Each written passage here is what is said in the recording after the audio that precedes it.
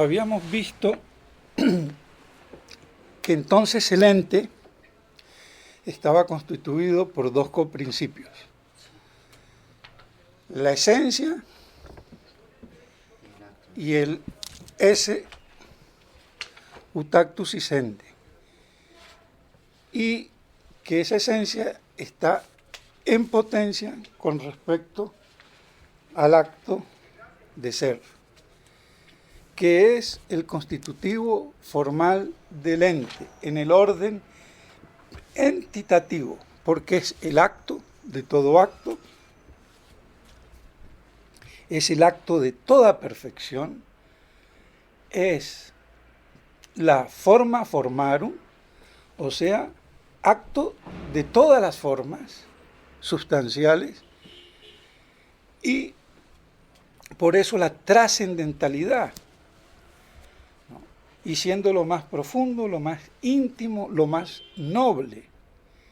Si uno tiene esa concepción del esse, del ser, utactus essendi, todo lo demás va de suyo. Pero si uno no la tiene, es ahí donde vienen los problemas, incluso después cuando se quiere definir la persona y cuando se quieren precisar otras cosas, que si se tiene claro esto, no habría problema. Y que los filósofos se enredan y se han enredado y se siguen enredando, ¿no? Y muchos se escapan de eso, como el padre del Prado, pero quedan un poco sujetos a ese lastre, quedan sujetos y a veces admiten un doble lenguaje elástico, tiene la noción de ese y por ahí también existencia y mezclan.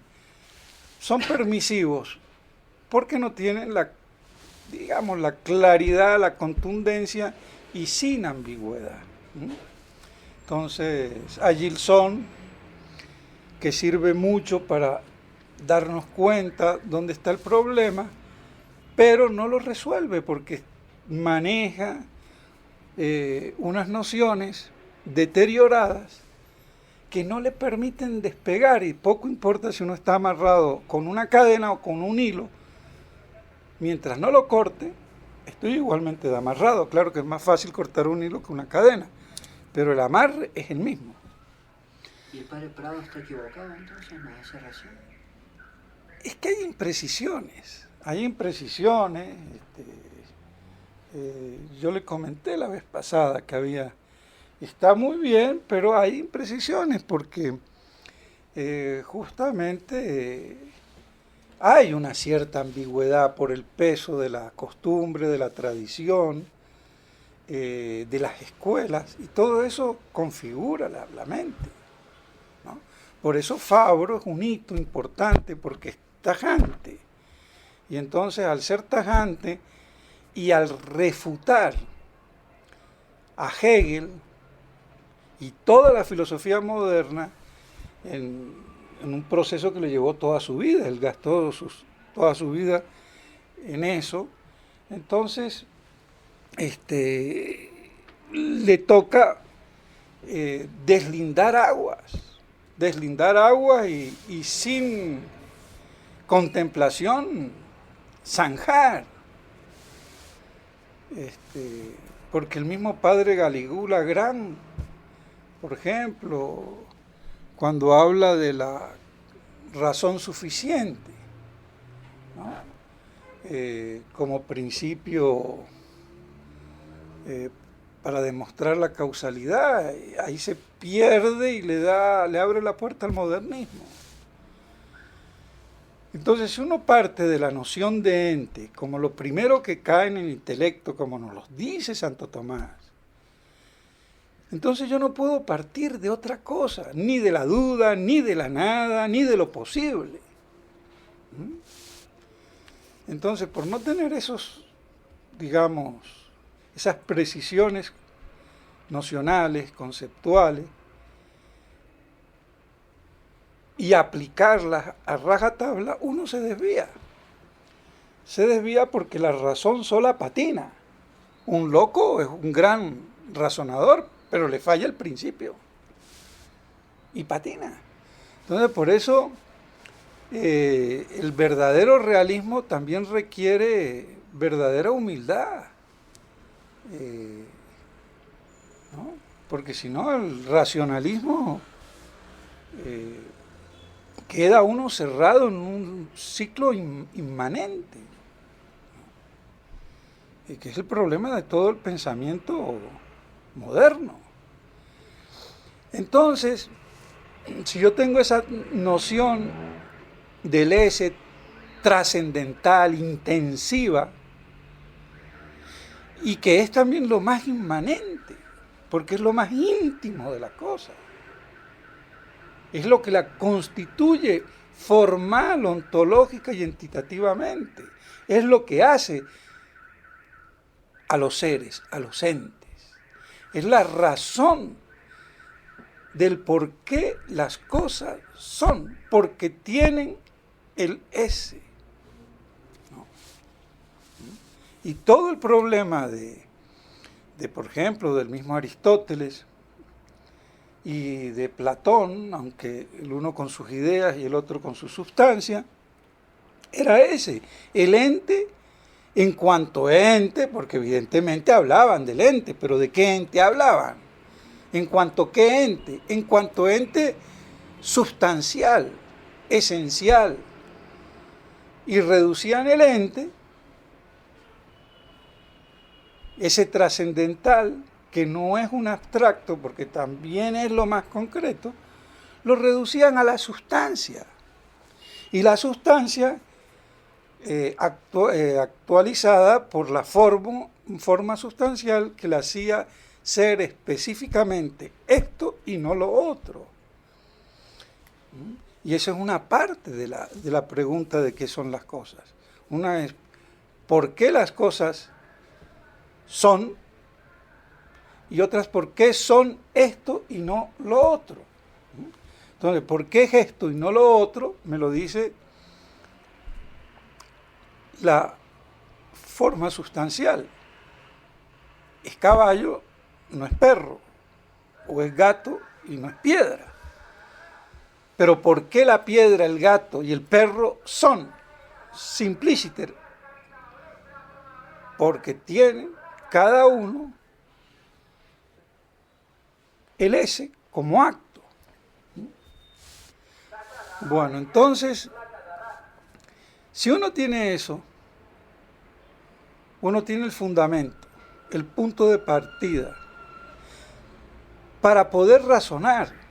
Por eso el ente en sí, el ens, o el ser, como ente, sabiendo perfectamente que esa palabra ser es ambigua, equívoca, pero es utilizable siempre que uno la precise o lo tenga uno dilucidado en la mente a qué se refiere.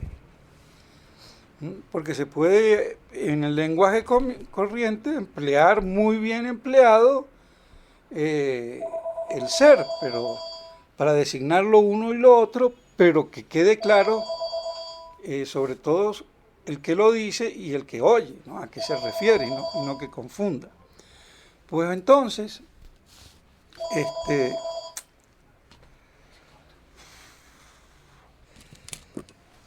el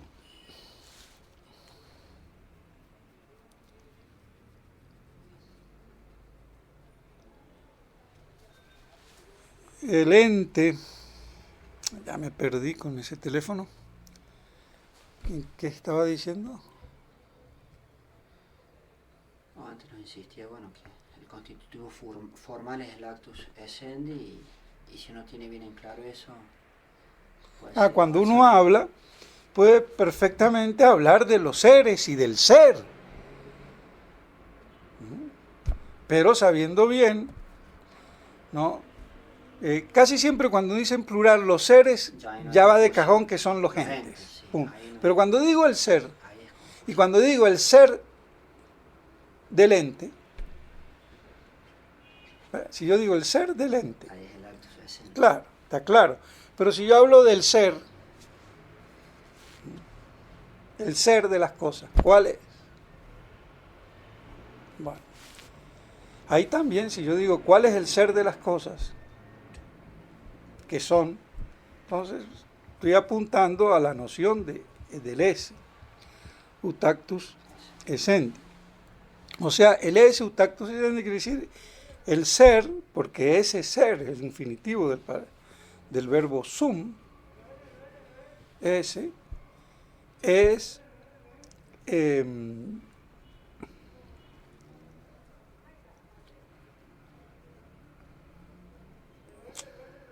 es del verbo sum? El infinitivo. el infinitivo es bueno, se me fue la idea, iba a decir algo, pero bueno, de todos modos, lo importante es tener en cuenta cuando uno utiliza el término ser, es más preciso hablar del ente. El ente, ens, en latín, y que el nombre ens, que gramaticalmente es un participio presente, o yo no sé, del verbo ese, toma el nombre justamente del ese.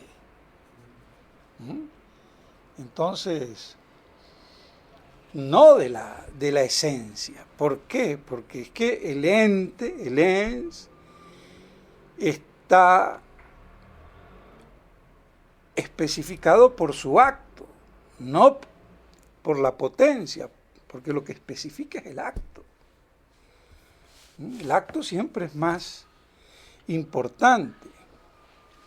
Entonces, lo que pasa es que el problema, que como la esencia en sí tiene un acto también, que es la forma, nos cuesta esa doble actualidad, el doble acto, en el orden sustancial esencial, que es la forma, y en el orden entitativo ontológico, que es el esse. Y por eso todo el problema de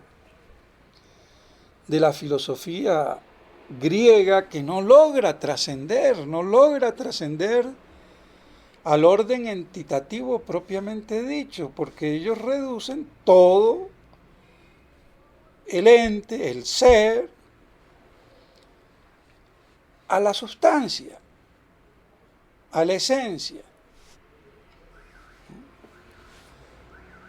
Por eso Santo Tomás los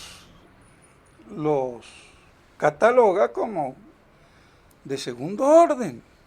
Ahora, claro, en una tradición de escuela llamada tomista, pero que de tomista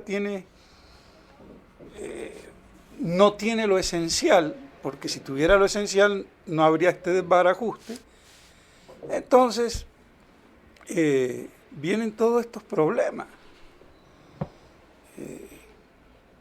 Y se viene a condensar, porque claro, como el que no entiende reduce la realidad a nociones que estereotipa y después dogmatiza, y mal entendidas, pues eso hace un desastre.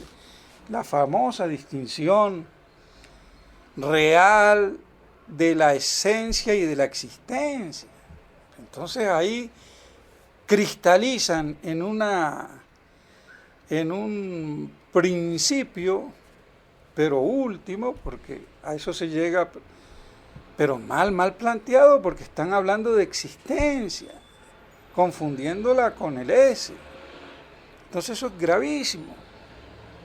Ponferrada se equivoca ahí, padre. Sí, es que Ponferrada, Siaka, todos. Por eso Fraile, que tiene historia de la filosofía y tiene uno también, todos los manuales, es que todos los manuales, salvo aquellos que derivan del padre Fabro, ahí sí, ¿no? Como ahora la escuela allá en Navarra, en Pamplona, del Opus Dei, que ha capitalizado a Fabro, ¿no? lo ha capitalizado y por ahí hay, digamos, en ese sentido hay una buena orientación filosófica.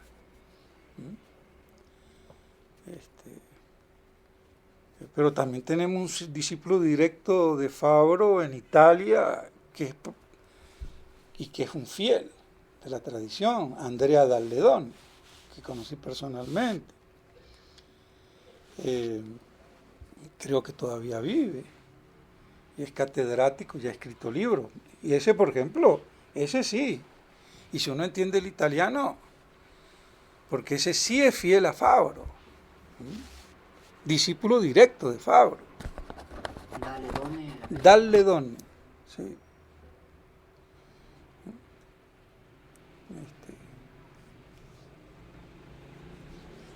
Y las publicaciones de UNSA, de Pamplona, que hay de todo, pero hay una beta ahí con varios, que ahora no me acuerdo el nombre, pero está por un lado Cardona o Caris por el otro, está Tomás Alvira, está Ángel no sé qué, hay varios. Y el que es muy bueno es el librito ese pequeñito de este Pérez Gómez, que es un buen resumen.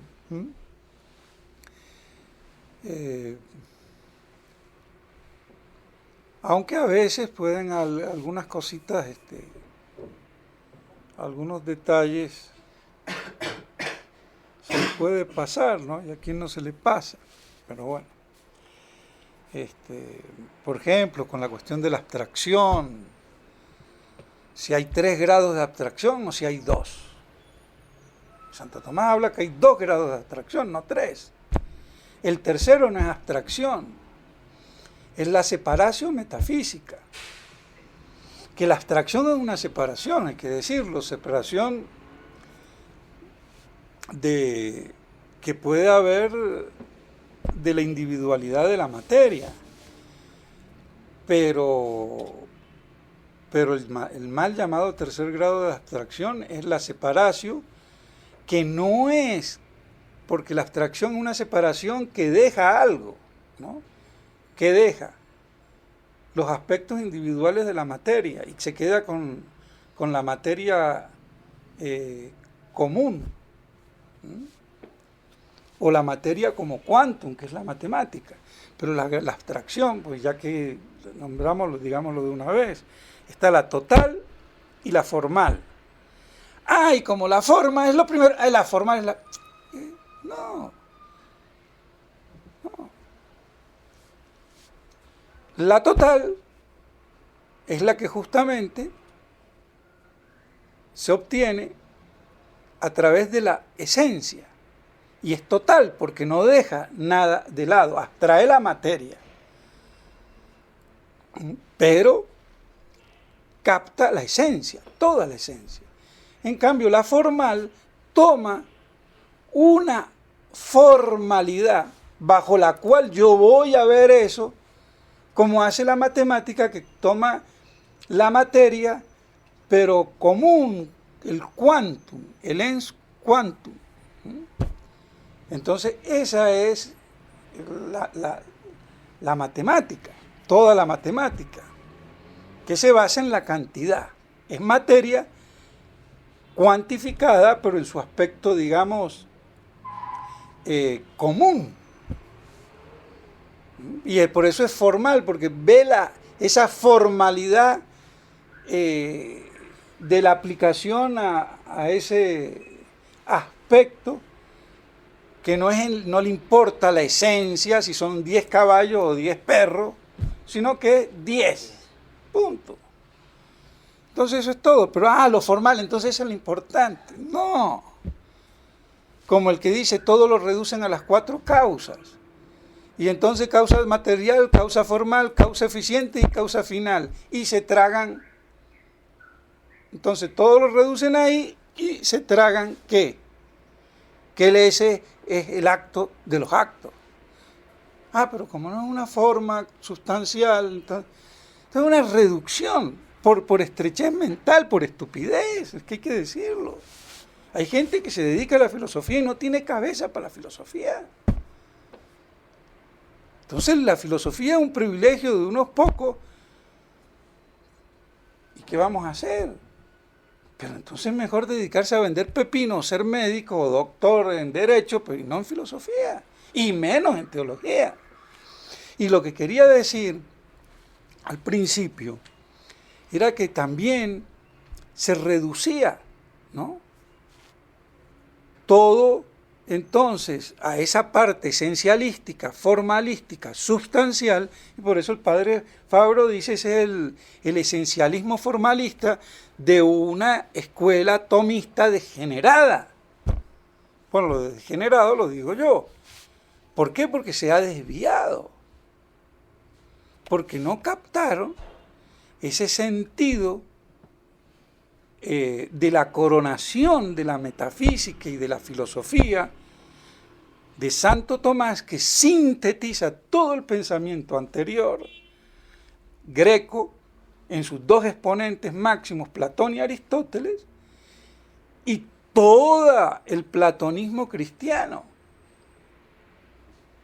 y lo sintetiza y lo expurga de sus errores, ¿no?, y por eso lo corona con el acto, porque el acto es lo que me hace conocer. La potencia como pura potencialidad es incognoscible. Yo conozco las cosas por los actos. Y las potencias en la medida que están de algún modo actualizadas, que tienen un acto. Después veremos que los actos no son todos iguales, hay actos más plenos y menos plenos. Y de ahí las perfecciones, mayor perfección o menor perfección. Y tenemos toda la escala de los seres, el orden orgánico, el vegetal, el animal y el racional. Y después el angélico y el divino. Entonces hay una jerarquía y grados de actualización y de perfección. Eso es lo que nos va a permitir entonces llegar al concepto de participación, pero no me quiero adelantar porque quería antes, y me hacen acordar de esto, pero de ahí viene el concepto de participación, al ver yo justamente que hay grados de perfección, grados de ser. Unos son más perfectos y otros menos perfectos.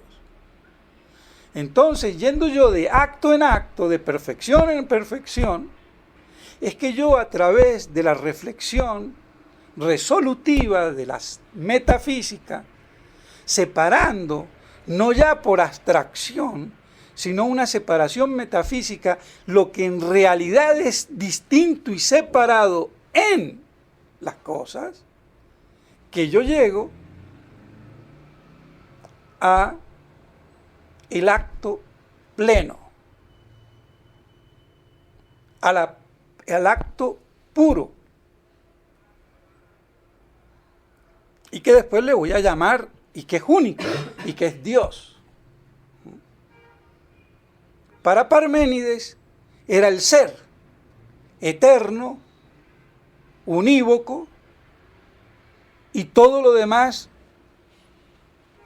era como unas emanaciones o manifestaciones de ese ser único.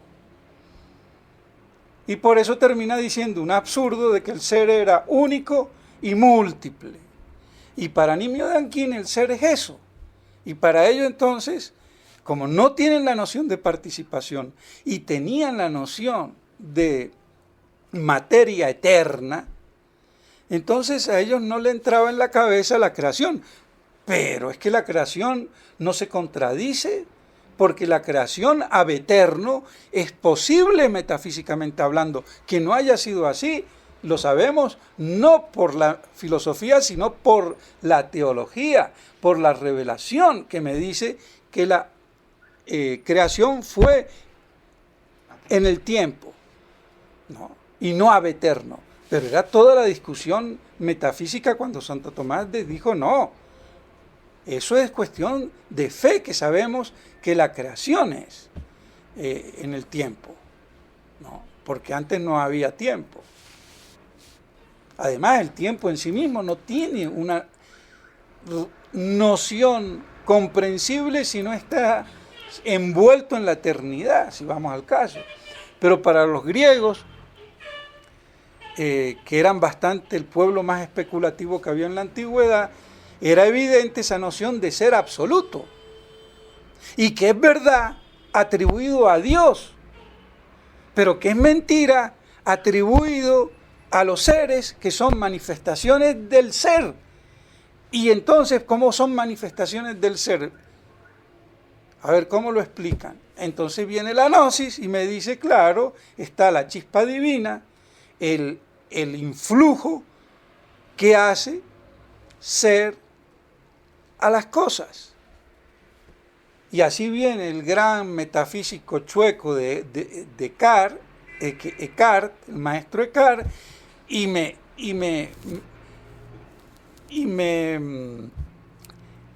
proporciona todo el bagaje metafísico para que esa gnosis polule, diciéndome que el ese, el ser, el actus essendi, es justamente ese influjo que viene directamente de Dios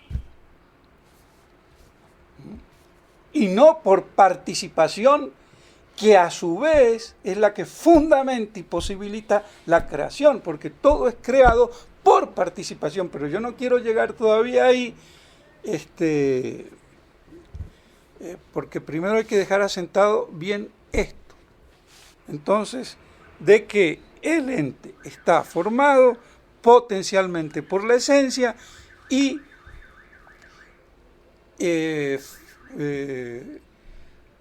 actualmente por el ese. Y todo ente, excluyendo a Dios. Pero ese es otro problema, porque en algunos casos Santo Tomás habla de ente de Dios, de sustancia de Dios, y después también dice que no es un ente, no es un género y no es una sustancia, porque no está dentro de los 10 predicamentos. Y entonces pero eso ya se ve en la parte de la teología natural o la teodicea, que es la parte de la metafísica, pero que estudia el ente, si así se puede decir, absoluto, que es Dios. Bueno, entonces nos debe de quedar claro que si el ente y todo ente que vemos está compuesto de eso,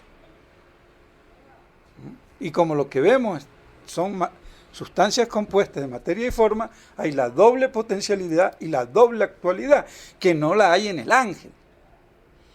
Pero en el ángel la esencia es potencia, esa forma sustancial es potencia, y entonces tiene como ente angélico, tiene la parte potencial y la parte actual, y por eso se distingue en el ángel su sustancia, su esencia o naturaleza de su ser o acto de ser, porque solamente en Dios la esencia y el acto de ser y el ese se identifican. Pero bueno, entonces, como estamos hablando aquí y todavía no hemos llegado a Dios, porque a Dios no llegamos de primera, ni de creación, porque para hablar de creación yo tengo que hablar de Dios. Por eso es un concepto teológico de fe. Y tiene razón Nimio de Anquín, porque los tontos piadosos que hacen partir la filosofía y le llaman cristiana, por eso, porque son muy piadosos cristianos, la filosofía perennis, punto, primera, se acabó. Entonces, parten de la creación. Yo no parto de la creación ni de Dios, yo parto de los entes, que los veo, los toco, los oigo. Y después, entonces esos entes están compuestos de materia y de forma que constituyen la esencia, la sustancia, la naturaleza, que son tal cosa y no otra, y está ónticamente constituido, formalmente constituido por el acto del ser o esse utactus essendi.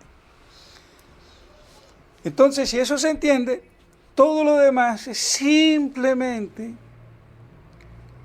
una deducción por un lado, una reflexión por el otro lado y una explicitación. Entonces entra todo, depende por dónde uno se va. Pero de todos modos, lo importante es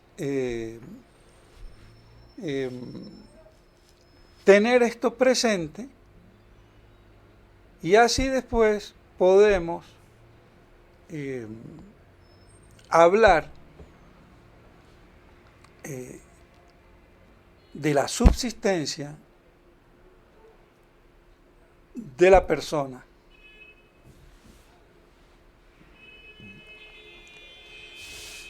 Y yo quería antes ver unos textos antes de hablar de la subsistencia y de la persona. Y por ende del supósito, de la hipóstasis.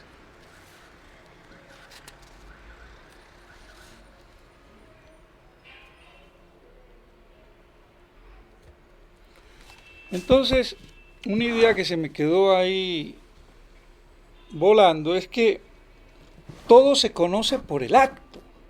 Y la potencia yo la conozco porque de algún modo está en acto. La nada, que yo podría decir que es la pura y absoluta, por decirlo así, no sé si digo una barbaridad, pero para decirlo así, que la nada es una pura potencia. Nada. Pero eso ya es un invento mío como para esquematizar un poco. Entonces yo conozco las potencias en la medida que son actos, porque nos lo dice Santo Tomás, que todo lo inteligible se conoce es por lo que tiene de actualidad. Entonces yo conozco lo inteligible por lo que tiene de acto, no por lo que tiene de potencia. Por eso comprender la materia prima pura no se entiende.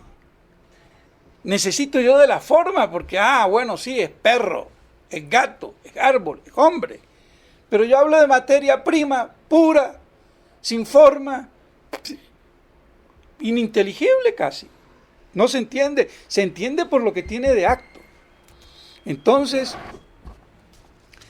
por eso es importante que todo parte del acto, y por eso el acto de los actos de ser es el que fundamenta el conocimiento, y no como hace la filosofía moderna, que es el cogito o la conciencia, que da lo mismo. No es el pensamiento el que funda las cosas y el conocimiento, sino que es el acto de ser que fundamenta, constituye formalmente el ente, y eso es lo que yo conozco, si no, no conocería nada.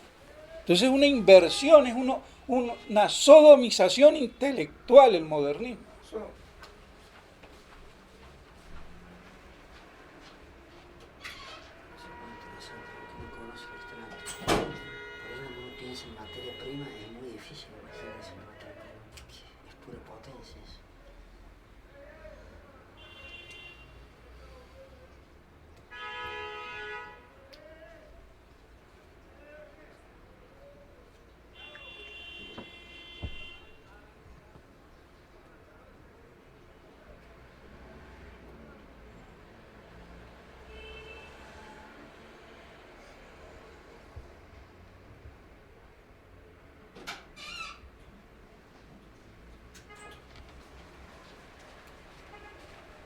digo sodomización intelectual porque es una inversión, una inversión. Una inversión y una revolución terrible. Nos desconecta completamente. Esa es la gravedad del modernismo. Entonces hacen del pensamiento del hombre el pensamiento divino, porque las cosas en Dios sí son porque Dios las piensa y las quiere. Pero eso no es el hombre. Entonces ahí es donde viene el endioseamiento del hombre. Porque su pensamiento lo que hace la realidad, hace la verdad. Más Dios no puede ser. Y esa será, por eso, la filosofía del anticristo. Que la tenemos encima, dicho sea de paso. Por eso todos estos anticristos, paréntesis, en la iglesia, en Roma, como lo llamó Monseñor Lefebvre, son modernistas.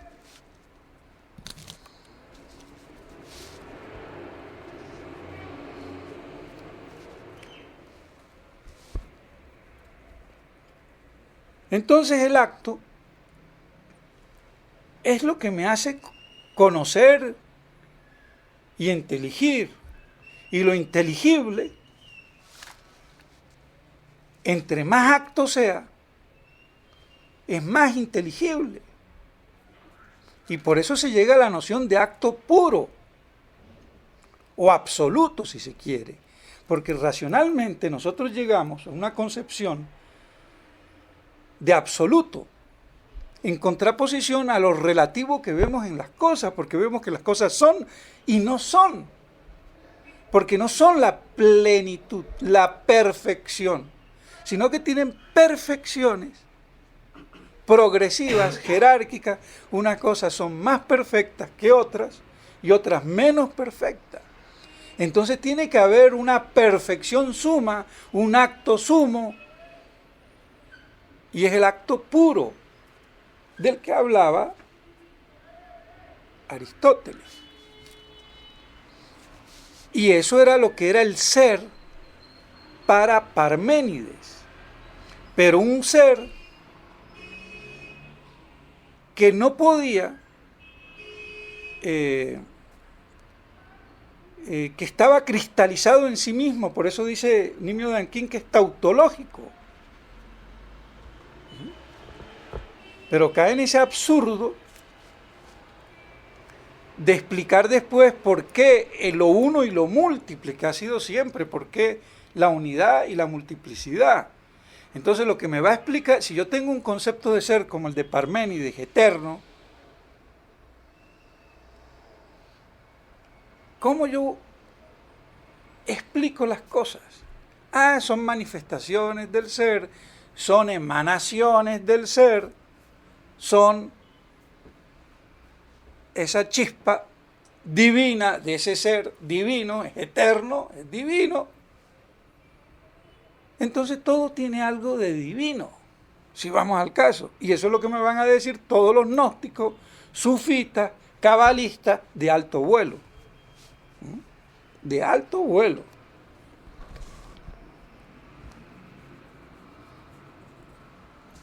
Pero es una inversión.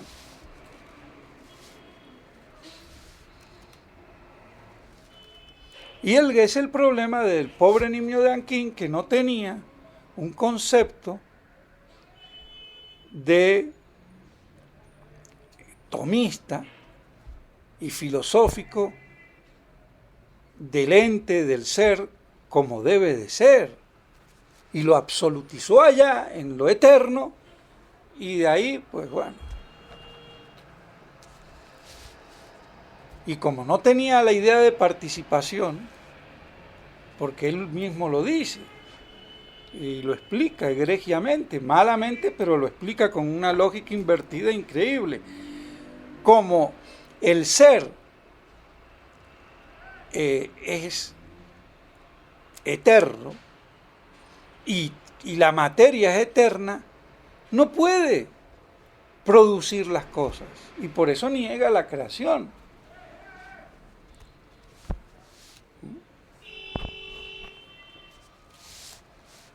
Y entonces mira las cosas como manifestaciones de ese ser único. Entonces lo múltiple es como la irradiación de ese sol con sus rayos. Y de ahí al monismo perfecto no hay más. Todo es una sola sustancia. El panteísmo. Todos somos Dios. Sí, pero hay un panteísmo burdo para los más crasos y un panteísmo ontológico y más espiritual, que es la gnosis, la cábala y todas esas concepciones que hacen de la realidad en lo más íntimo de su ser una participación o emanación o influjo de ese ser divino. Es la chispa divina. Y ahí tenemos al máximo exponente de la gnosis cabalística, cristiano patrístico, de Borella, que supera a René Guénon.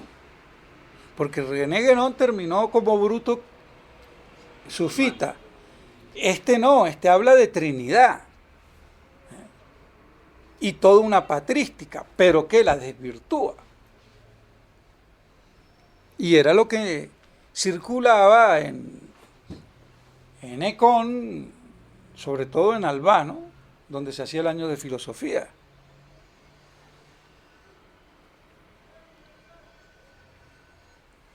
Hasta que llegué yo y se armó el zafarrancho. Pero bueno. Y que comencé a leer el libro porque todos hablaban tan bien, digo, ¡ay, qué maravilla! La charité profanée, la caridad profanada. Y me lo regalaron al libro porque incluso no tuve que pagar nada, no sé quién me lo regaló. Ah, qué bien, qué maravilla. ¿Ve?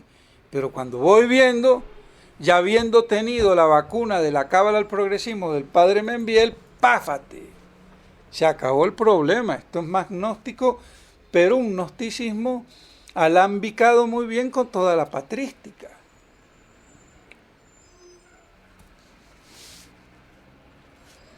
Bueno, al final, al fin y al cabo se terminaron dando cuenta y Borella quedó exclaustrado, pero eso llevó un proceso. Pero bueno, eso es una anécdota. Entonces,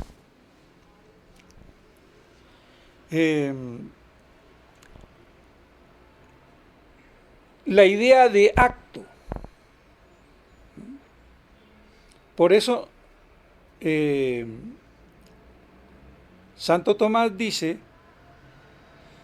transumitur hoc nomen perfectum ad significandum omnem illut quid non de esse in acto, ¿no? Para decirnos que la perfección consiste justamente en no desfallecer en el ese en acto, del estar en acto, o sea, de la actualización por el acto. Eso está en la prima pars, la suma teológica prima pars, cuestión 4, artículo 1 ad primum. Y por eso dice también así en la prima pars, cuestión 5, artículo 1, in tantum es autem perfectum unum quodque in quantum es actu. Entonces, las cosas son perfectas en tanto y cuanto están en acto. Entonces, si yo tengo la idea de que el esse ut actus sicendi es el acto de los actos, lo más íntimo, lo más noble, lo más perfecto, perfección de toda perfección, entonces queda claro que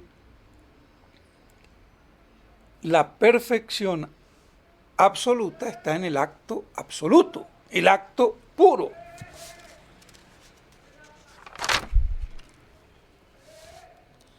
y que toda perfección viene del ese que tienen las cosas. O sea, toda la perfección que tiene cada cosa viene del ese, graduada de acuerdo a la jerarquía que hay entitativa, ontológica de las cosas, porque hay unas cosas que son más perfectas que otras. Y lo más perfecto de todo lo que vemos es el ser racional, la naturaleza racional, la inteligencia. Comenzamos con las cosas que simplemente son, como la piedra, la montaña, después otras que son y además están vivas, como son las plantas. Pero hay otras que están vivas y se mueven, como los animales. Y hay otras que están vivas, se mueven y piensan, son los seres humanos. Pero el ser pleno abarca todas esas perfecciones.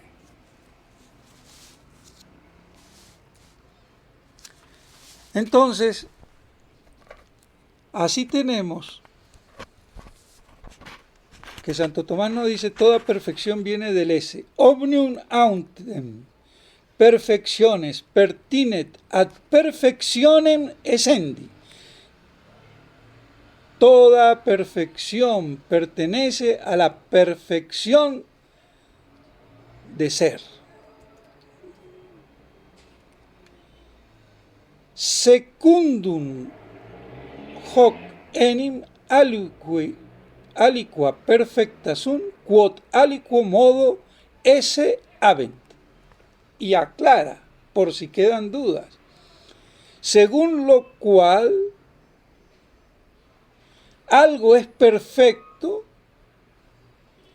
en cuanto de algún modo él tiene el ese habent. Y por eso el es quod es. Y vimos también quod habet esse. Entonces los entes son perfectos porque tienen el ser. Y serán más perfectos o menos perfectos según esa intensidad del acto que tengan. Y por eso el ese es lo más noble. Yo no sé si la vez pasada di el texto, pero aquí lo tengo. Es más noble. Y dice así, quod licit. Bueno, lo anterior estaba en la cuestión, la suma teológica, prima pars, cuestión cuarto, artículo 2. ¿No? Y este texto es de potencia Dei, de potencia, 729, o sea, 7, cuestión 7, 2,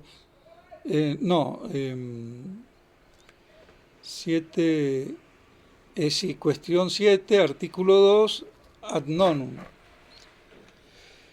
Y dice así, quod licet vivencia sit nobiliora quan existencia tamen esse es nobilius quam vivere.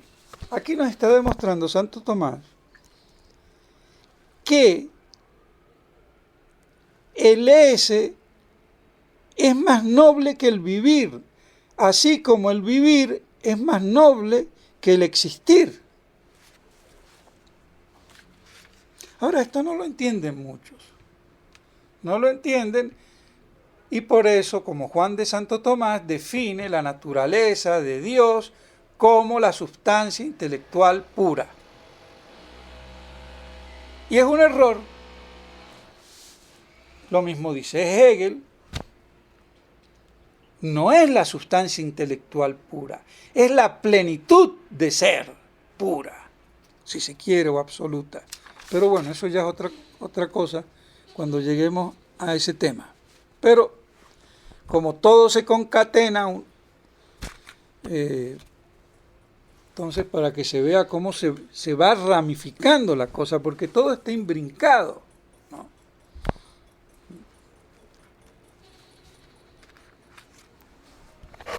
Entonces, por eso es lo más noble que el existir y que el vivir. Y va a decir en otros textos, y que el pensar o el inteligir.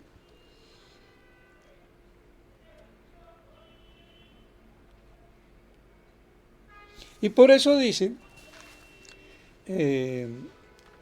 que el ese es el acto de la sustancia o de la esencia. Que eso para la escuela mal llamada aristotélico-tomista, formalista, esencialista, no les cabe en la cabeza. ¿Cómo el ese va a ser el acto de la sustancia? Sí, de la esencia, sí. ¿Quién lo dice? Lo dice Santo Tomás de Aquino. En la prima pars de la Suma Teológica, cuestión 54, artículo 1, actio enim est proprie actualitas virtutis, sicut esse est actualitas substantiae vel essentiae. Entonces está diciendo aquí que el ese es la actualidad de la sustancia o de la esencia. Más claro. Pero eso no entra en una concepción tomista, mal llamada tomista, formalista. Porque se comieron el ese en esa profundidad, en esa intensidad.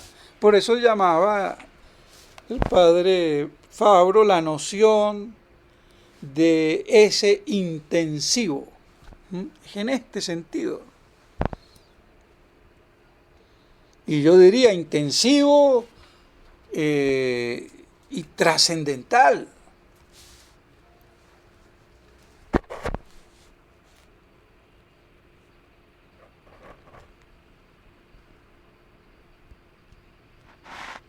Y llega también a decir Santo Tomás que ese es el acto formal del alma. O sea que el alma humana, porque hay alma vegetativa, animal y humana. Alma es principio de vida. Y como la vida es triple, es vegetal, es animal y es racional. Entonces hay tres tipos de alma. Y el alma de la vida racional es espiritual, mientras que las otras son formas efímeras que mueren, porque son educidas de la materia. Entonces esa es la distinción. Pero hay alma. Yo hablo de alma que le da vida al microbio, a la bacteria y a la planta, y eso es vida vegetativa. Y después está la vida animal, y por eso los perros y los caballos tienen alma, pero no tienen alma humana, intelectual, inteligente. Tienen un alma como principio de vida animal, sensible, motriz. Y nosotros tenemos la vegetativa, la animal o motriz y la intelectual, que es la parte más perfecta, y que el alma reúne las tres cosas en una sola forma sustancial, una sola alma intelectual que vive, siente y hace mover. Bueno, entonces dice así: inanima es sicut materiale ipsa simplex essentia formale autem in ipsa es esse participatum. En el alma eso hay como en la materia misma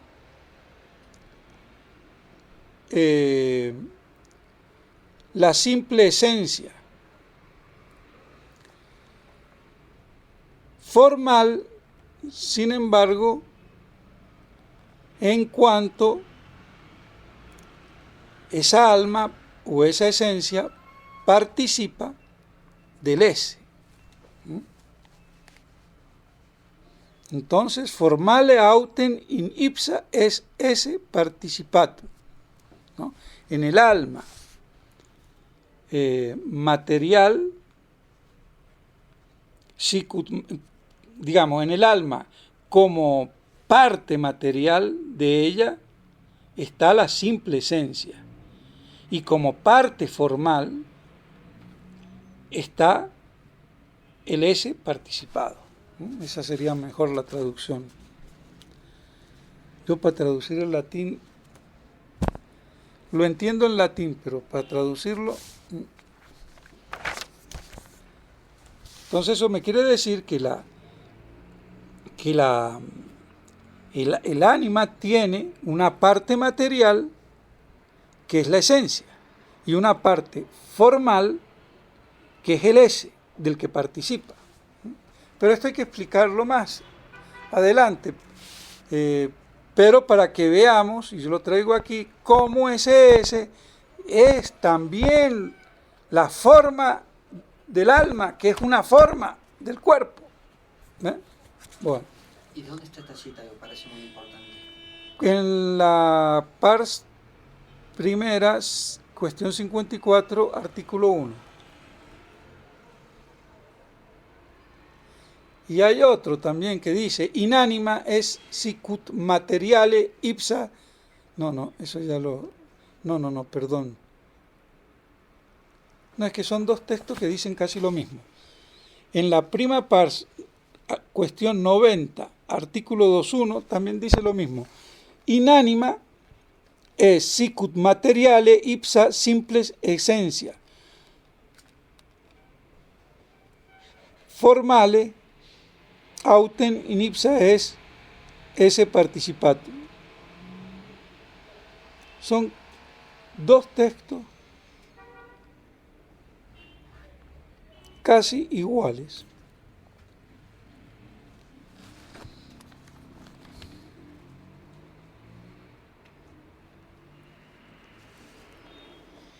Nihil enim est formalius aut simplicius quam esse formalísimum. Aquí lo dice. No hay nada más formal y simple que el esse formalísimo, y eso lo dice en la opúscula espuria.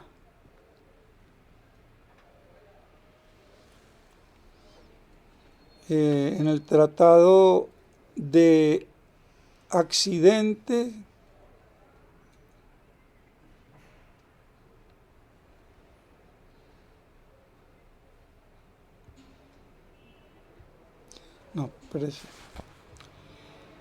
el texto nihil enim est formalius aut simplicius quam esse, está en la Summa contra Gentiles, perdón. Que libro primero, capítulo 23.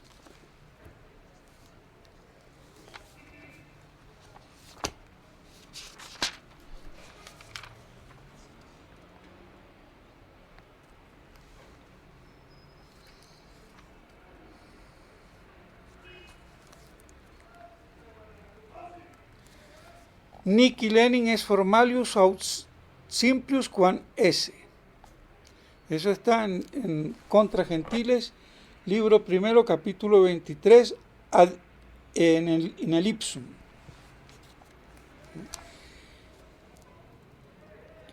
Y lo que está en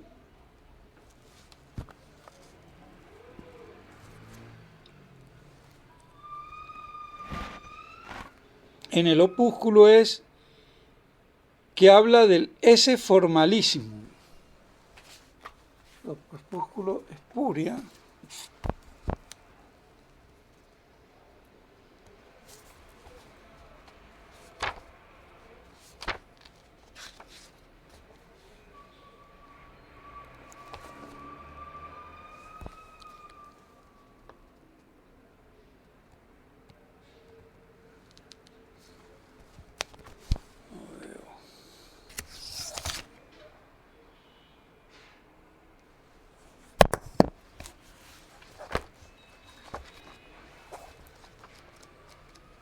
Todavía no veo muy bien. No, es que con el ojo derecho no puedo ver.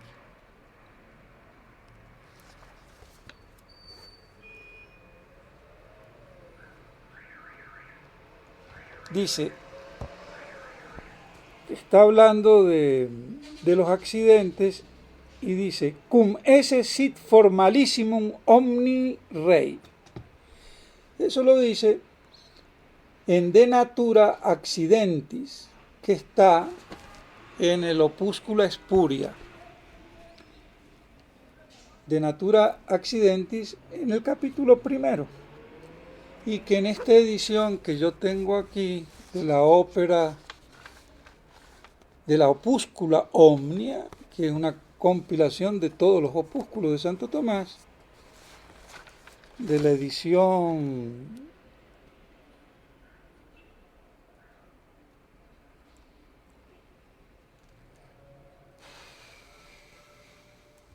hecha en París en 1927,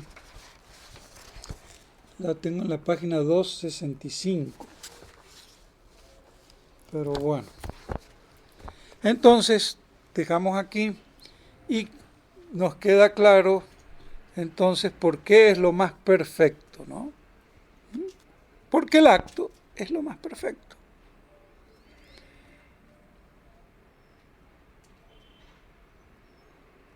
Bueno.